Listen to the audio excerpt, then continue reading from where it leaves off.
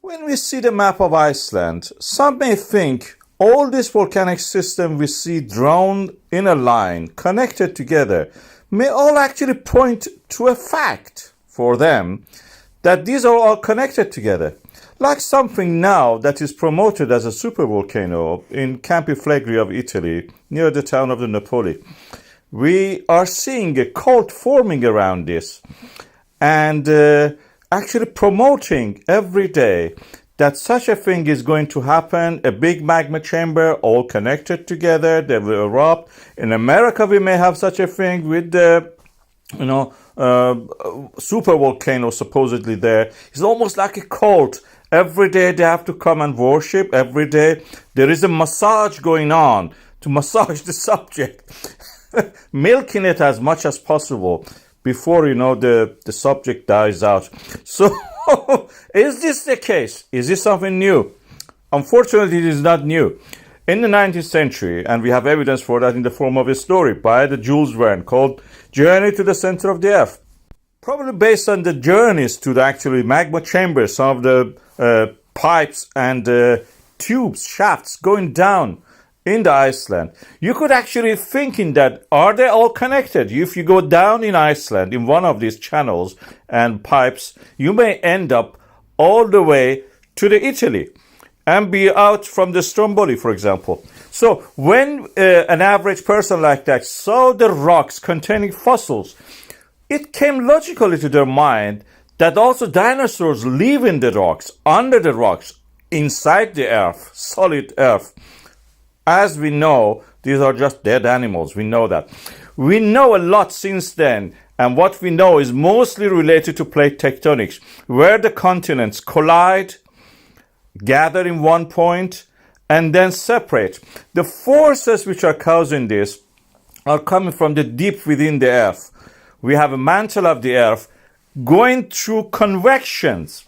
Convection means the heat from the center of the earth, from the core of the earth, creating a creeping effect on the solid rock. These are not paste or molten material. They're solid. But with the heat, they rise, gradually creep. And these creeps create this kind of convection cells, behaving as if like paste. They are not paste, they are yet solid. When they reach near the crust of the earth, they create earthquakes, and separating the seafloor caused by this create volcanism that we see. Volcanism here is related to the fact that when the solid material of the mantle reaches this area and pressure is relieved by this convection movement opening up gaps, this pressure relief creates melt. And the melted material we call magma, if it finds a way to the surface, erupts as volcanoes. Volcanoes which may be in a very explosive way, like what we know, for example, in some situations, or it may just be something gentle like what we see in the Iceland at the moment in the Reykjanes. They are like a zipper. They move along as the cracks open up due to the different texture and due to the fact that different rocks behave differently by the shape of the cracks, all the geometry of them, impurities in them, the location, everything can affect them. The rate of the expansion and the movement of these cracks and the eruptions followed by that may vary. Due to this, we may have at one end, like what we had in the Krafla in the 1975 to 1984, which is to the extreme north part of these cracks happening and then ceasing activity. Then 20 some years later, in the Reykjanes Peninsula, we see a new phase of this. The zipper starts again from there. 2021 to present, this continues. Fagradalsfjall, Svartsengi are continuing this.